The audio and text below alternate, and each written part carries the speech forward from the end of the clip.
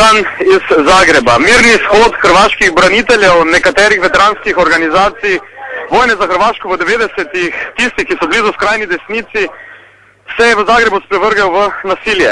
Skupine organiziranih huliganov, mladeničev so izkoristile ta shod in pa novo priložnost za nove spopade s hrvaško policijo. Znašli so se sredi hudih spopadov na Radijski ulici, po kateri so nasilni mladeniči želeli prodreti poti hrvaški vladni palači. Glavnina izmed teh mladeničev je seveda najverjetneje pripadnikov zloglasne navijaške skupine Bad Blue Boys.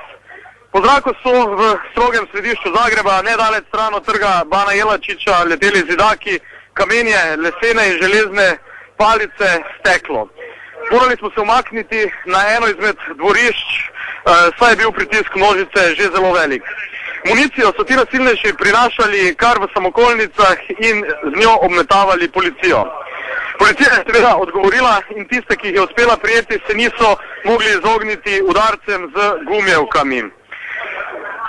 Mnogi izmed njih so občutili tudi moč, von in pa seveda občutek solzivca. Na tej ulici pa je v tem trenutku na tleh tudi veliko krvi. Spopadi so trajali vsaj kakšno uro, provokaciji so se nadaljevale še do zdaj, vmes pa je policijski kordon specialcev te skupine huliganov nekako potisnil proti trgu Bana Jelačića. Tam so se branitelji medtem že razhajali, množica pa je začela slikati predvsem navijaška gesla in pa nekatere pozive proti policiji in pa aktualni vladajoči politiki v Hrvaški.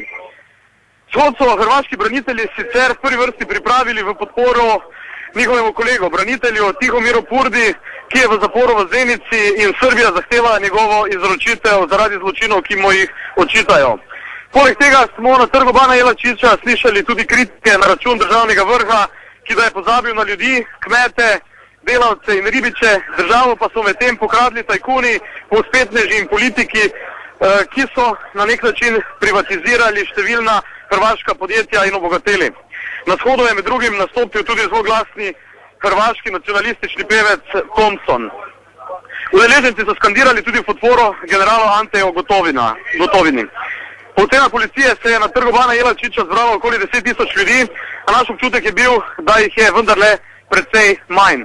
Predvsem pa je jasno, da bi jih bilo več, če bi jih na ulice pozvala opozicija ali pa osrednje braniteljske organizacije, ki pa jih očitno HDZ še vedno dovolj kontrolira. Njihovo sporočilo pa bo predvsem zaradi tega nasilja, o katerem sem govoril, veliko manj slišno in pa odmevno.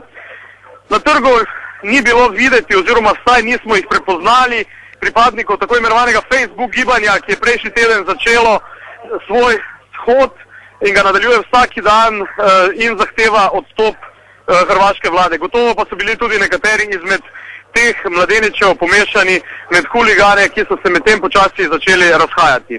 Lepo zdrav iz Zagreba.